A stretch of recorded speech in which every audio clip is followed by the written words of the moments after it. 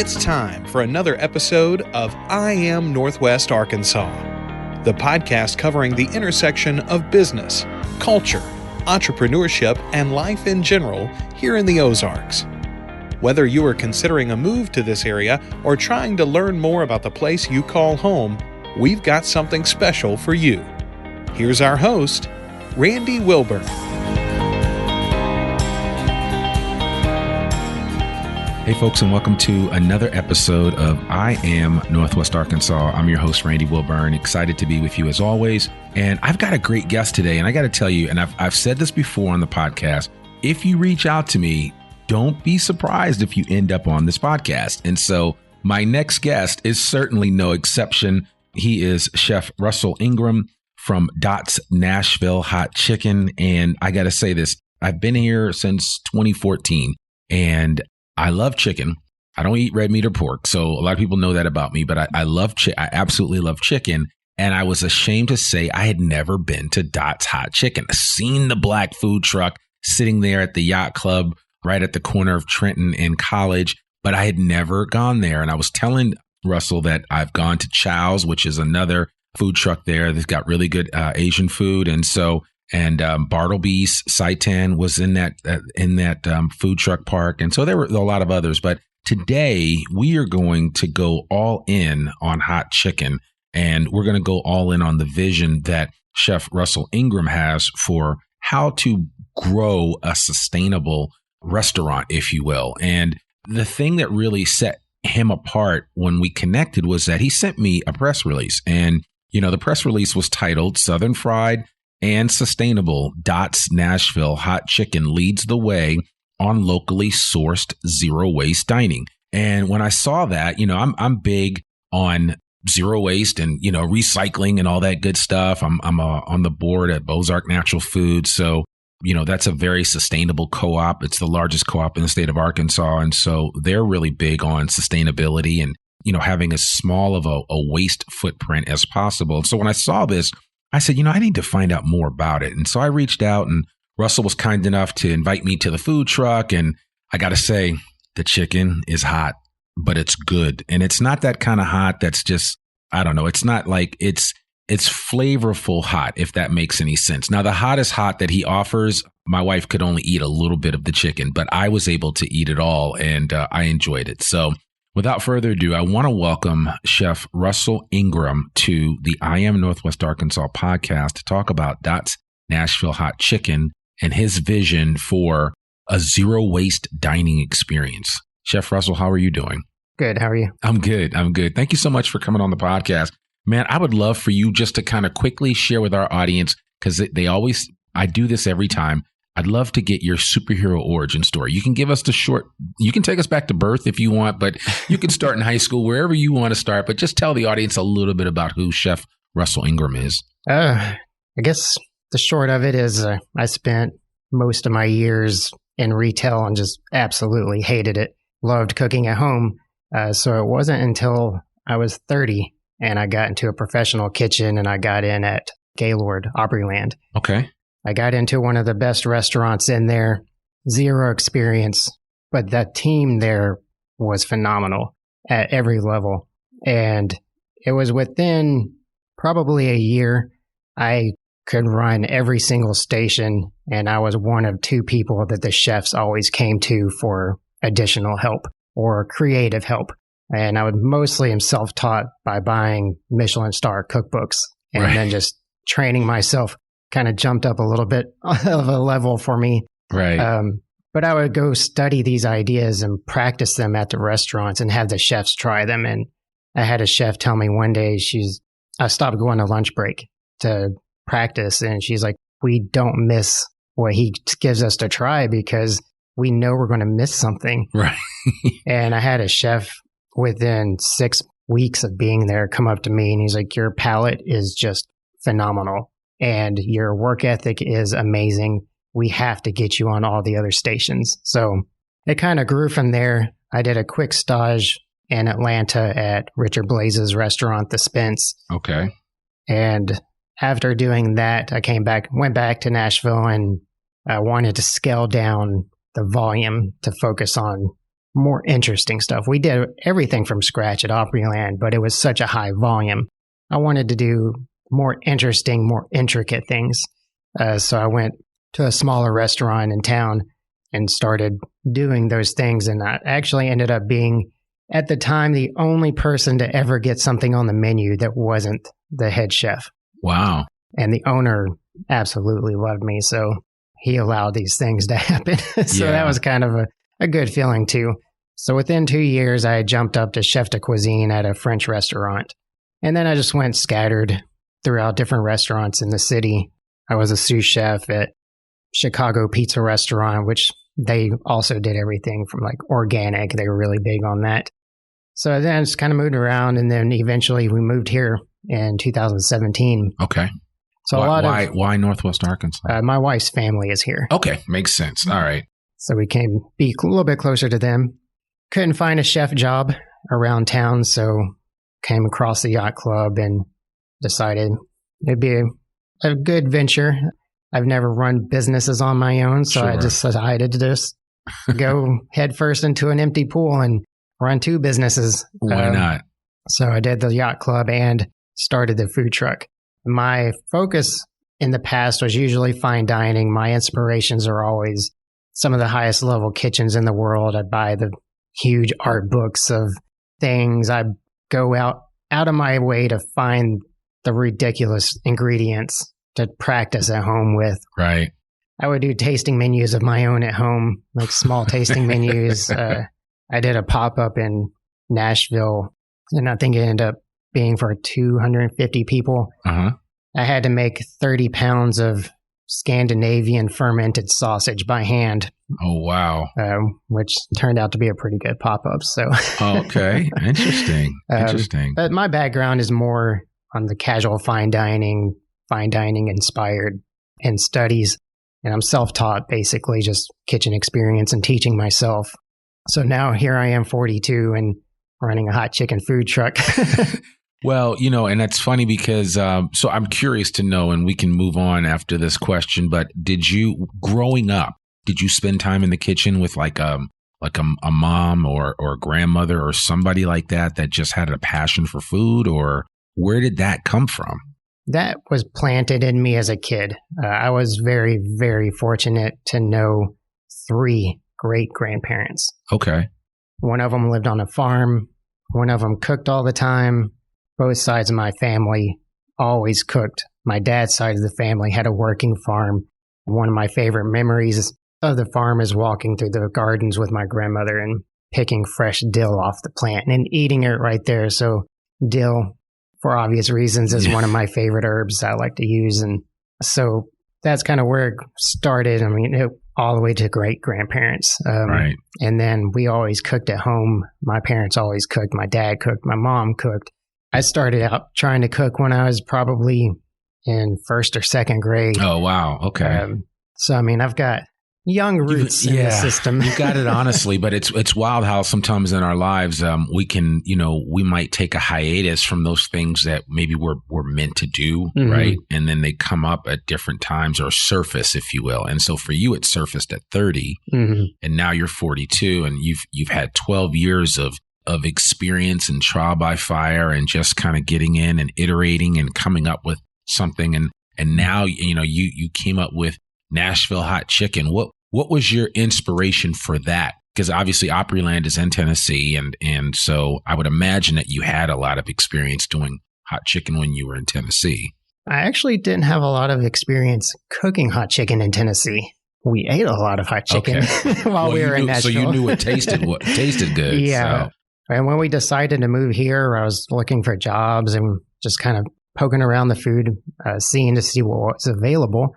And I was like, well, we don't have any hot chicken in Fayetteville. No. I mean, what are we going to do? Because, I mean, we were eating it probably on a weekly basis. Sure. And that was kind of one of the big things was it's just not here. What are we going to do? So here it is. You feel the need. That's it. So, and you have, so you do both sandwiches and tenders. You do these amazing kind of smashed red potatoes that you fry and that are just delightful. I mean, I like you provide some different dipping sauces. You make everything from scratch. The ketchup was amazing.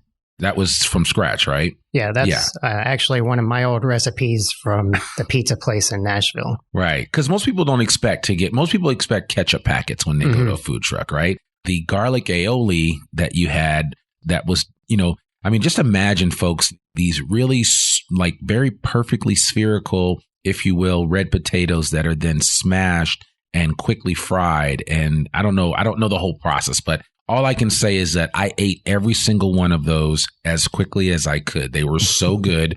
They were great with the ketchup. They were great with the aioli. Where did you get that inspiration for those with the red potatoes? That's actually from Nashville as well. Okay. There's a Jonathan Waxman restaurant, and he would do fingerlings. And so that's kind of what inspired me to do those, because I haven't seen anyone doing potatoes this way here. Yeah. And I loved it. I thought it was like a great way of doing them. Sure. So I kind of brought that here, and that's what inspired me to do them. But the potatoes I chose them for a purpose. They're the real creamy red potatoes. So it's an extremely simple process. You just poach them. Right. But you got to slow poach them so that you get a nice even cook all the way through. And then the way you smash them is you don't want to smash them so much they fall apart. Right. But when they crack open and you fry them, it fries that starch. So you get a good char. Like I like a good dark char on that starch, and then the crispiness of the skin. But when you bite into it, it just kind of melts into your mouth because you're using those creamy red potatoes. And you're making me hungry. I should have eaten before we did this podcast. So no, and you're absolutely right. And that was the thing that I noticed. And almost to a potato, everyone that you gently smashed down had like perfect texture around each corner. So imagine if you see like a circle being smashed down, and then it has like 4 openings around the potato itself.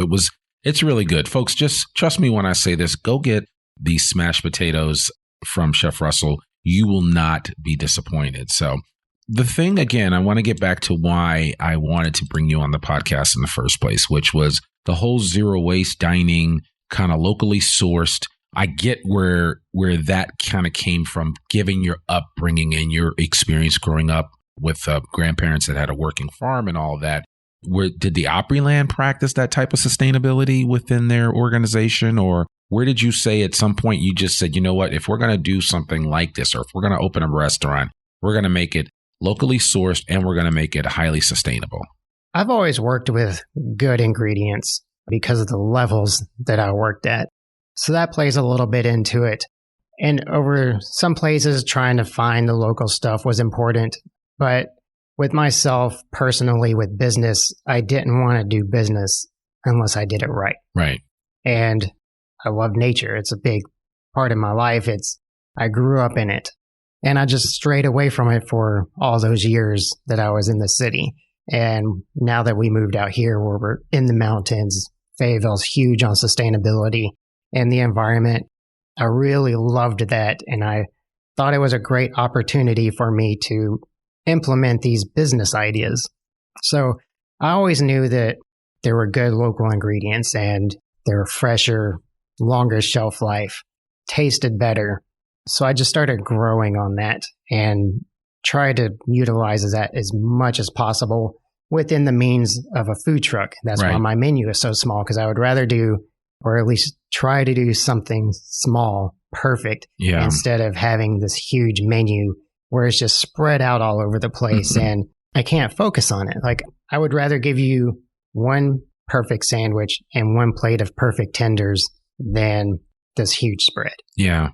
And with sometimes less is more too. Yeah, that's kind of what I agree with. So I wanted to expand on that, and I didn't just want to utilize local ingredients. I wanted to reduce the green, like just reduce everything that comes out of restaurants, because there are a lot of restaurants that have waste. Right. Just waste product that you can't use from ingredients, or the packaging that you hand out to the customers. So I started researching before I opened, and I started finding ways to get packaging that was compostable. Sure. And eventually, I think it was probably a couple of years into business, I started talking to the city more and trying to get a better recycling system for the tenants at the yacht club. So that's kind of where it started, was getting a full recycling system. And then they came out with their composting, and they offered me a couple of small bins. I was like, okay, this is cool. I can utilize this, and customers they don't have to put anything except for a glass bottle or an aluminum can into recycling, and Right. everything else can go into compost. And so we've built that over the years. And Yacht Club became the first private business to be community drop-off waste for food waste. Yeah. And you can see that if you do come up to the yacht club, there's a little like fence there. And then right behind it are a couple of containers that you do that. And actually, I know there are several locations around the city now where you can drop off food waste, because my wife actually drops off food waste now at Good Shepherd Lutheran Church is another drop-off site now. So you don't have to travel down to South Fayetteville. There are little dotted places throughout the city where you can drop off your food waste. So we do a compost, and we just take all that, and once or twice a week we drop it off. And Good Shepherd's right around the corner from our house. So. You can find all those locations on the city's website. Right. Yeah. And we'll put a link to that on the show notes for this. So just to give everyone an idea of how serious Chef Russell was about supporting local and figuring out a way to create as little waste as possible through his food truck. And this all came from an outstanding public relations PR letter that he sent out that I read, which was initially what precipitated this meeting here. So his packaging is done through Food Loops. The chicken comes from Cook's Venture, which is a local sustainable provider of chicken. The cheese comes from White River Creamery. The bread comes from Ozark Natural Breads. The grits are War Eagle, Go War Eagle grits, that are really good. The pork comes from Bansley, Berkshire Ridge. Those are some folks that we're trying to get on this podcast, and we've talked back and forth with them for a couple of years now. We are going to get them on the podcast. And the eggs come from the Happy Egg Company. So part of Chef Russell's program is to try to support as many local producers as possible. And I got to say, I don't know that there are that many food trucks out there that are able to do what you're doing. I mean, I don't want to put myself on a pedestal. But I'm not saying that at all. No, don't get me wrong. I'm just saying, I think you are kind of laying a foundation about what could be when it comes to locally provided food, especially good food fast, as we like to say, right? Or I think your food is perfectly, I would call it comfort food, food that you could have a couple of times a week, or, if you just have that taste for a really well done piece of chicken that has flavor to it, that might be hot. Your truck is the place to come for that. So, yeah, I think I really want to be an example, just to show like how much good stuff is here. Right. I mean, I do go to the grocery store to get things, like a couple of things here and there, but overall, I really want to show like how much amazing stuff is within driving distance from the city. Like all of my major ingredients and things that I get, they're like 2 hours away, tops. Right. So it's amazing just to bring all that together into one centralized location. And with the packaging, if a business my size can do it, I think pretty much any restaurant can do it. I know like a lot of sit-down restaurants, they have plates and trays and stuff like that. So that helps divert. Yep. And I plan on moving in that direction when I get into a bigger location, just to reduce it even further. But like to-go packaging, it's all I do right now. And so I want to show that businesses my size can do it. Like, yes, those products are more expensive. Yeah. But I think it's worth it to invest into that. And I mean, our world is kind of dying. Yeah.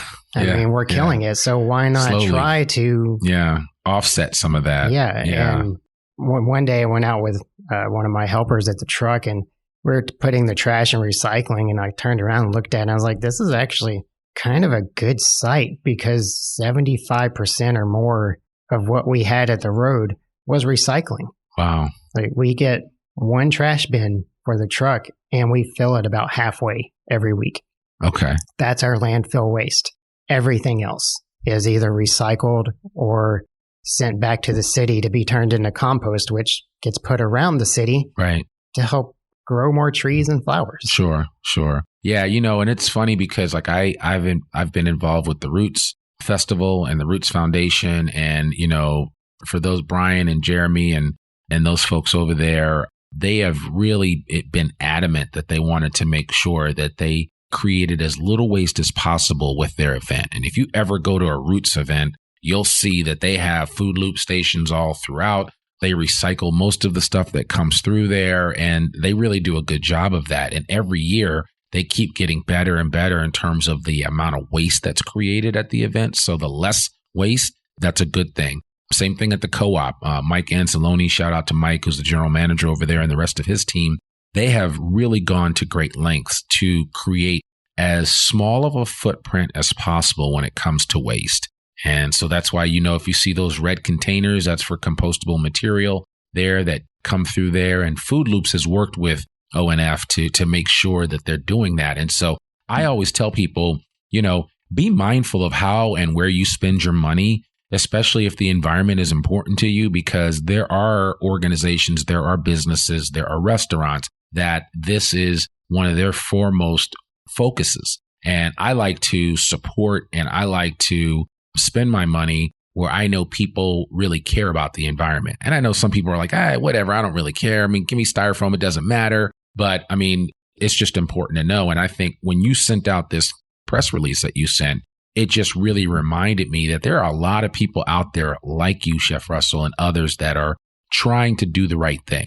And it's not always easy, but I think we need to share those stories as often as we can, because as people hear that, then they recognize and say, you know what? If for no other reason, I like their chicken, but I really like them because they care about the environment, and I don't know if that was your initial intention, but I think it is going to have a really great effect in terms of people's awareness and their attitudes towards what you're doing. And then on top of all that, the food is really good. So it's like a win-win, right? Yeah. It's like good food, good for the environment. Yeah. It was a really important thing for me personally. Yeah. When I started doing this and set that goal, I really wasn't reaching out to like be some sort of hero or anything like that. I really, like I said, when I wanted to do business, I wanted to do it right. And I wanted to do it the way I wanted to do it, to be proud of it and to not only serve a good, high quality product, but also make an impact somewhere. Yeah. Yeah. No, I get it. I get it. So, I mean, with all this being said, and we've kind of given people kind of a quick and dirty outline of who Dot's Nashville Hot Chicken is, what's next for you guys? Right now, I'm wanting to grow and expand what I can do with the zero waste and reducing landfill and just getting my product out to more people. Just have a space where you can come out to hang out with, grab a beer on the patio with your hot chicken. I really want to expand to the next step and create a good, welcoming community space where you just feel comfortable and want to hang out, have quality food. And I've got a list of other concepts in my brain that I would like to get put into effect as well. I mean, you're a young guy, 42. I mean, the world is your oyster. You're not even at halftime yet. So, I mean, there's a lot that you can do. Now, have you ever been involved with Bite NWA at all, or? No, I haven't. Okay. Not yet. Okay. I'm going to have to make sure I introduce you to those guys, because you should definitely be. I could see you being one of the offerings through their program, and they do a multiple of events. They just had their biggest event, which was at the Northwest Arkansas Championship, which is the LPGA championship that takes place at Pinnacle. And we went up there and had an amazing time. And those guys really know how to throw a party, but the food was insane. I was actually invited to go do that, but I had to hold off on it just because that's cool. It didn't work out logistically. Okay. All right. Well, let's just hope that we see Dot's Nashville Hot Chicken up at Bite NWA at one of their events in the future, because I'm telling you, your chicken could hang with just about anything that I tasted up there. So that's neither here nor there. So we'll see how that works out. So there is a future. Sounds like it might even be some type of restaurant, if you will. Do you feel like I mean, what are your thoughts now that you've had a chance to do a food truck for a couple of years? If somebody listening to this is a budding food entrepreneur and they're thinking about opening up a food truck, what would your advice be to them? I don't know. Not that you're an expert, but I mean, you've had it, you've cut your teeth on it, you've made some mistakes, but what would one piece of advice be that maybe something you weren't aware of when you started, but now it's like, okay. I would say work within your means. Be cautious. Right. Is a significantly lower cost than doing a restaurant, but it has a great deal of challenges that come along with it. So I would say do your research, be cautious, make sure you have a reserve built up to function, and really just working within the means of what you're trying to do. Like my means is a really small menu, higher quality. If that's not your goal, then do what you want. But if you don't work within your means, I think you're going to kind of break down the walls and it's going to fall apart a little bit. Yeah. Be a little more difficult. Well, I mean, would you even think that it would be as easy, not easy, but there are more opportunities for people to start food businesses now than there were, say, 10, 15 years ago with these ghost kitchens that you can start up? I mean, heck, we're here at the Fayetteville Public Library. You can rent out the kitchen space here and cook something and then sell it. So, I mean, there's all kinds of options that you probably didn't have 5, 10 years ago. And so there are opportunities for potential food entrepreneurs to kind of slowly build themselves up, right? Not just go off and go rent out 1,500 to 2,000 square feet of restaurant space because you want to open up a restaurant. That's always been your dream. You can start out slowly with to go through a ghost kitchen, work your way up to a food truck, and then eventually do something like what you're trying to do, which is open a restaurant at some point in time. Yeah. So, I mean, is that logical, you think?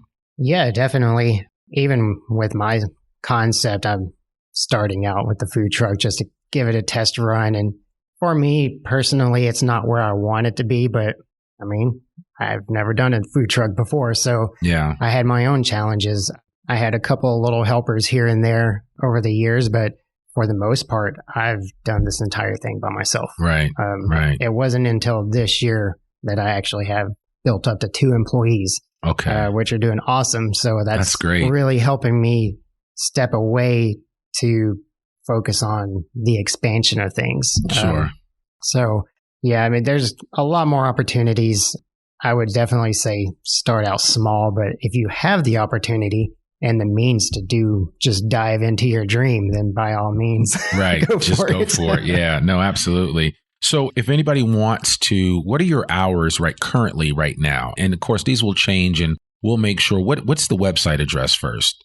The website is .nashvillehotchicken.com. Okay.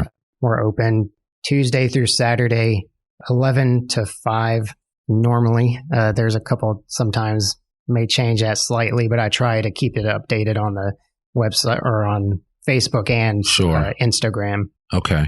So following you on Instagram, following you on Facebook, you'll be able to kind of stay abreast of when you're open, when you're closed. Because that's what I do. I mean, that's when I find out when like Chow's is open or closed in other places. So certainly would encourage folks to follow Nashville Hot Chicken. We'll put all of their social media contacts on the show notes for this particular episode. Chef Russell, if somebody listening to this is really impacted by what you share, do you have an email or anything you could share with the audience in case somebody wants to reach out to you and either talk to you about a business opportunity or just talk to you in general? Yeah, you can send an email to dotshotchicken@gmail.com. Okay, perfect. dotshotchicken@gmail.com. We'll put that in the show notes as well. Well, man, this has been great. I appreciate you sharing your story.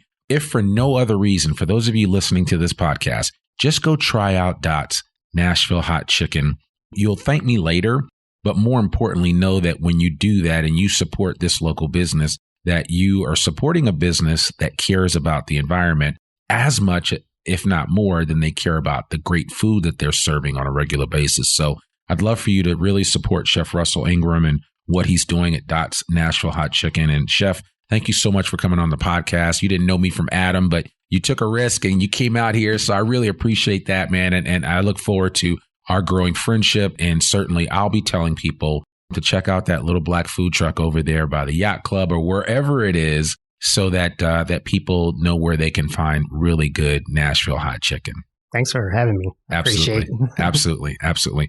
Well, there you have it, folks. Another episode of the I Am Northwest Arkansas podcast. Remember, our podcast comes out every Monday, rain or shine. I'd also like to ask you, if you'd like to give us a rating or review, please give us a rating or review on Apple Podcasts. Let us know what you think about the podcast. You can also reach out to me. My email address is hello@iamnorthwestarkansas.com. I'd look forward to connecting with you in the future. And if there's anything that we can do with our platform to share it with you, please let us know. I'm Randy Wilburn, the host of the I Am Northwest Arkansas podcast, and you learned all about Dot's Nashville Hot Chicken today. We hope you enjoyed our episode, and we will see you soon. Peace. We hope you enjoyed this episode of I Am Northwest Arkansas. Check us out each and every week, available anywhere that great podcasts can be found. For show notes or more information on becoming a guest, visit iamnorthwestarkansas.com. We'll see you next week on I Am Northwest Arkansas.